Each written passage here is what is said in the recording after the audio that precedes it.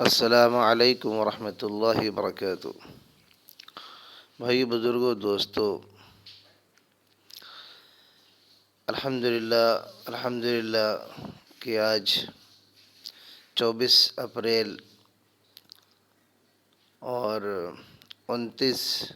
شعبان المعظم ہے، اور آج شام کو انشاءاللہ رمضان المبارک کا چاند دیکھا جائے گا، اور امید ہے کہ انشاءاللہ چاند ہو جائے گا، کیونکہ یہ بات بتائی گئی ہے کہ 25 اپریل سے انشاءاللہ رمضان المبارک شروع ہوگا۔ تو آج انشاءاللہ چاند دیکھا جائے گا، اور پھر چاند دیکھتے ہی رمضان شروع ہو جاتا ہے، اور رمضان کے شروع ہوتے ہی تراویح کی نماز بھی شروع ہو جاتی ہے۔ لیکن چونکہ تراویح کا عمل اجتماعی طور پر اور جماعت کے ساتھ ہوتا ہے، اس لیے ہم سب کے سامنے ایک عمل کی ایک شکل موجود ہوتی ہے کہ مسجد میں جانا ہے اور جماعت کے ساتھ نماز پڑھنا ہے۔ لیکن تراویح کے بارے میں کئی باتیں ہیں جس کو سمجھنے کی ضرورت ہے۔ اس وقت چونکہ مسجدیں بند ہیں اور مسجدوں میں نمازوں کا اور جماعت کا اہتمام نہیں ہو رہا ہے، اس لیے تراویح کیسے پڑھی جائے یہ ایک اہم مسئلہ ہے۔ اس سلسلے میں میں نے سوچا کہ کچھ باتیں گوشہ گزار کر دی جائیں۔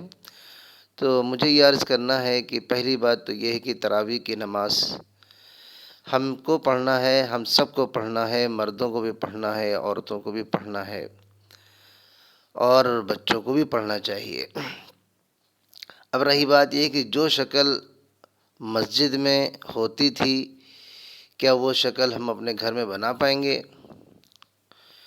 تو اس سلسلے میں عرض یہ کرنا ہے کہ تراویح کی نماز ایسے ہی ہے جیسے فرض نماز۔ فرض نماز کا طریقہ کیا ہے؟ فرض نماز پڑھنے کا طریقہ یہ ہے کہ مسجد میں جایا جائے، جماعت کے ساتھ پڑھا جائے، اور سب لوگوں کو جانا چاہیے۔ اور فرض نماز کو جماعت کے ساتھ ہی پڑھنا علماء کرام نے واجب قرار دیا ہے، سنت مؤکدہ قریب من الواجب، یعنی واجب قرار دیا ہے۔ ظاہر ہے کہ اس کے بغیر پڑھنا اور گھر میں پڑھنا اور اکیلے پڑھنا یہ کیسے صحیح ہو سکتا ہے؟ لیکن پھر بھی جن کی نماز چھوٹ جاتی ہے، جن کی جماعت چھوٹ جاتی ہے، وہ لوگ کیا نماز نہیں پڑھتے؟ نماز وہ بھی پڑھتے ہیں، اکیلے پڑھتے ہیں، دوسروں کے ساتھ پڑھتے ہیں، فیملی کے ساتھ پڑھتے ہیں، اہلیہ کے ساتھ پڑھتے ہیں، گھر میں پڑھتے ہیں، الگ سے جماعت بنا کے پڑھتے ہیں، نہیں تو اکیلے پڑھتے ہیں۔ میں یہ عرض کرنا چاہتا ہوں کہ تراویح کی حیثیت بھی بعین ہی فرض نماز کے طریقے پر ہے، یعنی تراویح کی نماز بھی جماعت کے ساتھ ہے۔ تراویح کی نماز جیسے سنت مؤکدہ ہے، اور اس کو چھوڑنے والا گنہگار ہوگا، سخت گنہگار ہوگا، اللہ کے عتاب کا شکار ہوگا۔ اسی طریقے سے تراویح کی نماز جماعت کے ساتھ پڑھنا بھی ضروری ہے۔ لیکن سوال یہ پیدا ہوتا ہے کہ تراویح کی نماز کی جماعت کی اگر کوئی شکل نہ ہو یا جماعت چھوٹ جائے تو کیا کریں ہم؟ تو جواب یہ ہے کہ وہی کریں جیسے فرض نماز کی جماعت چھوٹ جاتی ہے مسجد میں تو کیا کرتے ہیں؟ یا تو اکیلے پڑھتے ہیں کہ چھوڑ نہیں سکتے، اسی طریقے سے تراویح کی نماز کی اگر کوئی جماعت کی کوئی شکل نہ ہو تو تراویح کی نماز بھی اکیلے پڑھنا ہے۔ جیسے کہ آپ دیکھتے ہیں کہ عموماً یعنی اس رمضان کے علاوہ عورتیں گھر میں اکیلے ہی تراویح کی نماز پڑھتی ہیں۔ تو اگر ہمارے یہاں جماعت کی کوئی شکل نہیں بنتی ہے تو پھر ہم تراویح کی نماز اکیلے پڑھیں گے، اور اگر جماعت کی کوئی شکل بنتی ہے، جماعت کی شکل کیسے بنے گی؟ جماعت کی شکل ایسے بنے گی کہ اگر مسجد میں فرض نماز پڑھنے کے لیے جماعت چھوٹ جائے تو اس کا طریقہ یہ ہے کہ ہم اپنے گھر والوں کے ساتھ، اپنی فیملی کے ساتھ جماعت کے ساتھ نماز پڑھیں۔ اور اس وقت لاک ڈاؤن کا سلسلہ چل رہا ہے، تو اس وقت تو سبھی حضرات کو اور ہم سب کو، بلکہ ہم سب فرض نمازیں جماعت کے ساتھ ہی پڑھتے ہیں، جس کی ترتیب علماء کرام نے بتائی ہے، اور ہم سب کا اس پر عمل ہے کہ بھئی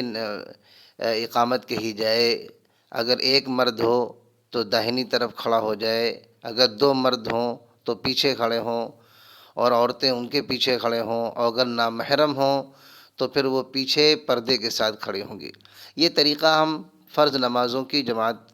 کے لیے کرتے چلے آ رہے ہیں. تو تراویح میں بھی ہمیں ایسے ہی کرنا ہے، یعنی تراویح کی نماز بھی جماعت کے ساتھ پڑھنا ہے، اور فرض نماز جیسے پڑھیں گے ویسے ہی تراویح کی نماز پڑھیں گے. اب عموماً گھر میں ہوتا یہ ہے کہ محرم اور نامحرم دونوں ہی ہوتی ہیں، اور اللہ معاف فرمائے ہم سب کو کہ بعض مرتبہ ہم لوگ گھروں میں پردے کا لحاظ نہیں کرتے، لیکن نمازوں میں ہم اس کا بہت اہتمام ہمیں کرنا پڑے گا، اور بغیر اس کا اہتمام کیے ایک ثواب کا کام اور ایک اللہ کو راضی کرنے والے کام کو ہم اللہ کو ناراض کرنے والے کام کی شکل میں نہیں بدل سکتے، یا اس طریقے سے کرنے سے اللہ تعالیٰ کی ناراضگی مول نہیں لے سکتے. اس لیے نماز فرض نماز بھی جماعت کے ساتھ ہوگی، اور تراویح کی نماز بھی جماعت کے ساتھ ہوگی. اب یہ ترتیب کیا ہوگی یہ علماء کرام سے معلوم کرنا چاہیے. میں نے عرض کیا ابھی کہ اگر گھر میں ایک مرد ہوں اور دو مرد ہوں تو دو مردوں میں سے ایک امام بنے گا اور ایک مقتدی بنے گا. مقتدی امام کے داہنی طرف کھڑا ہوگا، اور اگر دو ہوں تو دو لوگ امام کے پیچھے کھڑے ہوں گے، اور اس کے پیچھے عورتیں کھڑی ہوں گی. اور اگر ان میں کوئی نامحرم ہے تو نامحرم یعنی جیسے بڑے بھائی کی بیوی ہیں یا چھوٹے بھائی کی بیوی ہے، یا اور لوگ بھی جو لوگ نامحرم ہیں یعنی جن سے ہمارا نکاح ہو سکتا ہے، تو یہ لوگ نامحرم شمار ہوتے ہیں. تو یہ لوگ ہماری محرم عورتوں کے ساتھ نہیں کھڑی ہو سکتے ہیں، بلکہ ان کے لیے ضروری ہے کہ یہ پردے کا لحاظ کریں. پردے کا لحاظ اس طریقے سے کریں کہ جس کمرے میں نماز پڑھ رہے ہیں اس کمرے کے پیچھے والا اگر کوئی کمرہ ہو تو اس میں وہ نماز پڑھیں، اور وہاں نماز پڑھنے میں کوئی دقت نہیں ہے، اس لیے کہ پیچھے کی جو صفیں ہوں گی ان صفوں کے، اور وہ لوگ جو پیچھے والے کمرے میں نماز پڑھ رہی ہیں ان میں یہ دیکھنے کی ضرورت ہے کہ 3 صفوں کا گیپ نہ ہو. ہاں، 3 صفوں کا گیپ ہو جانے کے بعد پھر امام کی اقتداء جائز نہیں ہوتی. لہٰذا بس اس کا لحاظ کریں کہ پیچھے کی جو عورتوں کی صفیں ہیں ان عورتوں کی صفوں کے بعد جو غیر محرم کی صفیں ہیں ان کا فاصلہ اتنا زیادہ نہ ہو کہ 3 صفوں کا گیپ آ جائے. یا پھر ہم نامحرم عورتوں کو محرم عورتوں کے ساتھ کھڑا کر دیں اور ان کو ایک ساتھ کھڑا کریں، لیکن امام اور امام کے پیچھے جو لوگ کھڑے ہیں ان کے درمیان اگر نامحرم کا رشتہ ہے تو پھر ان لوگوں کے درمیان پردے کا کوئی نظام قائم کریں، یعنی محرم اور نامحرم عورتیں اس طریقے سے کھڑے ہوں کہ مردوں ان کے درمیان کوئی پردہ حائل ہو. لیکن نماز کو جماعت کے ساتھ پڑھنا ہے، فیملی کے ساتھ پڑھنا ہے اور عورتوں کے ساتھ پڑھنا ہے. اور یہ بات یاد رکھنا چاہیے کہ جیسے فرض نماز مردوں پر ہے ویسے ہی عورتوں پر بھی فرض نماز ہے. اسی طریقے سے تراویح کی نماز جیسے مردوں پر ہے ایسے ہی عورتوں پر بھی ہے، اور جیسے مرد جماعت کے ساتھ نماز پڑھیں گے تراویح کی ویسے ہی عورتیں بھی جماعت کے ساتھ پڑھیں گی. اور زمانے نبوت میں عورتیں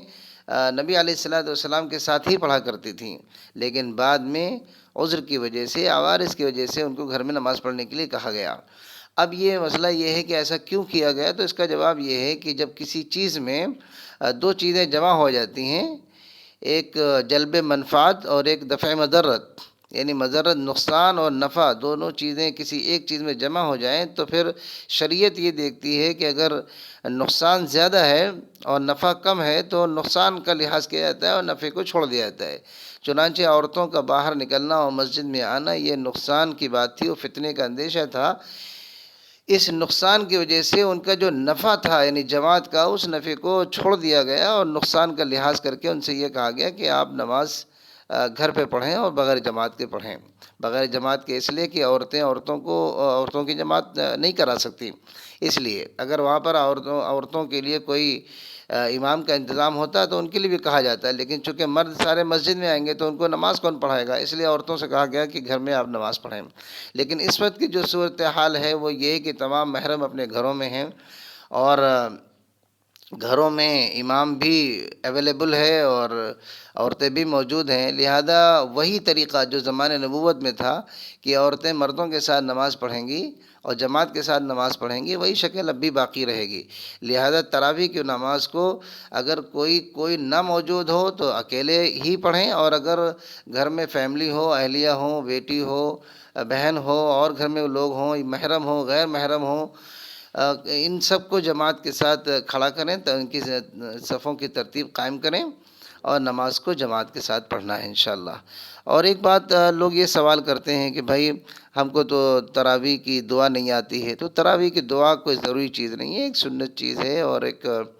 بہتر چیز ہے۔ آپ کو آتی ہے تو 4 رکعت کے بعد دعا آتی ہے تو پڑھیں، نہیں آتی تو نہ پڑھیں، کوئی حرج نہیں ہے۔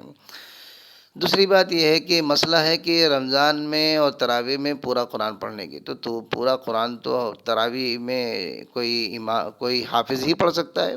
اگر اس کا کوئی انتظام ہو کہ حافظ کا انتظام ہو جائے تو فبیہا و نعمت، اور اگر اس کا کوئی انتظام نہیں ہے تو پھر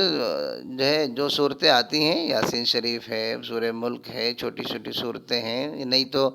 الم تر کیف کی شکل ہے، ایسے تراویح پڑھیں۔ لیکن یہ ہے کہ اس سال چونکہ یہ ایک بڑا مسئلہ آئے گا کہ قرآن شریف کی تکمیل مشکل ہوگی، تو قرآن شریف کی تکمیل اگر دیکھیے تو علماء اکرام نے اس سلسلے میں یہ بات بتائی ہے کہ 2 چیزیں ہیں۔ ایک تو یہ ہے کہ بھئی تراویح کو پورے رمضان میں پڑھنا سنت مؤکدہ ہے، اس کو چھوڑنا گناہ کی بات ہے، اسی طریقے سے قرآن کو مکمل کرنا یہ الگ سنت کی بات ہے۔ اب یہ ہمارے قوت ایمانی کی بات اور جوش ایمانی کی بات ہے کہ ہم دونوں چیزوں پر عمل کر لیں اور اس کی کوئی شکل قائم کریں، اس کا کوئی انتظام کریں، جیسا کہ تمام چیزوں کا انتظام کرتے ہیں۔ اور اگر اس سال نہ ہو پائے، جیسا کہ مشکل ہے اور عموماً ہر گھر میں یعنی حافظ کا انتظام کر لینا اور اس کا انتظام ہو جانا ایک مشکل سی بات ہے، تو قرآن مکمل نہ ہو تو کوئی حرج نہیں ہے، لیکن کم سے کم تراویح کا اہتمام ضروری ہے اور جماعت کے ساتھ ضروری ہے۔ تو یہ بات مجھے عرض کرنی تھی، اور لہذا میری گزارش ہے کہ اور اس کے علاوہ یہ ہے کہ رمضان کا کیلنڈر بھی معلوم کریں، اور انشاءاللہ اس کو لوگ چونکہ اب تو چھاپنے کی کوئی شکل صورت نہیں ہے، تو اس لیے لوگ اس کو واٹس ایپ پہ اور موبائل پہ لوگوں ایک دوسرے کو بھیج رہے ہیں اور بھیجیں گے انشاءاللہ، تو اس کو لے کر کے اوقات کے اہتمام کے ساتھ روزے کا بھی اہتمام کریں۔ اور میں یہ عرض کرنا بھی چاہوں گا کہ رمضان المبارک تو عبادت کا مہینہ ہے اور غمخواری کا مہینہ ہے اور ہمدردی کا مہینہ ہے اور خیرات کرنے کا مہینہ ہے اور اللہ تعالیٰ کی طرف رجوع ہونے کا مہینہ ہے، اور تلاوت کا، خصوصاً تلاوت کا مہینہ ہے، تو اس میں تلاوت کا اہتمام ہونا چاہیے اور استغفار کا اہتمام ہونا چاہیے، اور تیسرے کلمے کا اور چوتھے کلمے کا اور درود شریف کا اہتمام ہونا چاہیے، اور اوقات باندھ کر کے عمل ہونا چاہیے۔ لیکن رمضان کی پہچان 2 اعمال ہیں، ایک تراویح اور دوسرا روزہ۔ جس آدمی نے روزہ ہی نہیں رکھا اس کا کیا رمضان ہے، جس آدمی نے تراویح نہیں پڑھا اس کا کیا رمضان ہے۔ یہاں تک کہ حضور صلی اللہ علیہ وسلم نے فرمایا کہ جو آدمی تراویح نہ پڑھے، روزہ نہ رکھے، جو آدمی روزہ نہ رکھے، تراویح نہ رکھے، اس کے لیے کیا عید ہے، اس کے لیے کیا عید ہے، اور اس کے لیے کیا صدقۃ الفطر ہے۔ صدقۃ الفطر بھی ہم اہتمام کے ساتھ ادا کرتے ہیں، لیکن جاننا چاہیے کہ صدقۃ الفطر کے بارے میں حضور نے فرمایا کہ صدقۃ الفطر زکوٰۃ للصیام و طعمۃ للمساکین، کہ صدقہ فطر جو ہے وہ روزوں کی زکوٰۃ ہے، روزوں کی صفائی ہے اس سے کہ جو روزوں میں کمی رہ گئی اس کی تکمیل ہے، اور مساکین کے لیے اس میں کھانے کا نظم ہے۔ تو اگر ہم نے روزہ ہی نہیں رکھا تو پھر ہمارے صدقۃ الفطر کا کیا فائدہ ہوگا۔ تو اس طریقے سے یہ اصل بات یہ ہے کہ اس میں رمضان کی پہچان اور رمضان کے بڑے اعمال یہی 2 عمل ہیں، ایک روزہ رکھنا اور دوسرے تراویح پڑھنا۔ لہذا ہم کوشش کریں، اور یہ کوئی بڑی بات نہیں ہے کہ مسجد میں جماعت نہیں ہو رہی تو کیسے پڑھیں، نہیں، جماعت نہیں ہو رہی تو جماعت ہم خود بنائیں گے، اور جو ماحول مسجد کا ہوتا تھا وہ ماحول انشاءاللہ ہم اپنے گھر پہ بنائیں گے، ٹھیک ہے انشاءاللہ۔ اللہ تعالیٰ ہم سب کو عمل کرنے کی توفیق نصیب فرمائے۔ جزاکم اللہ احسن الجزاء۔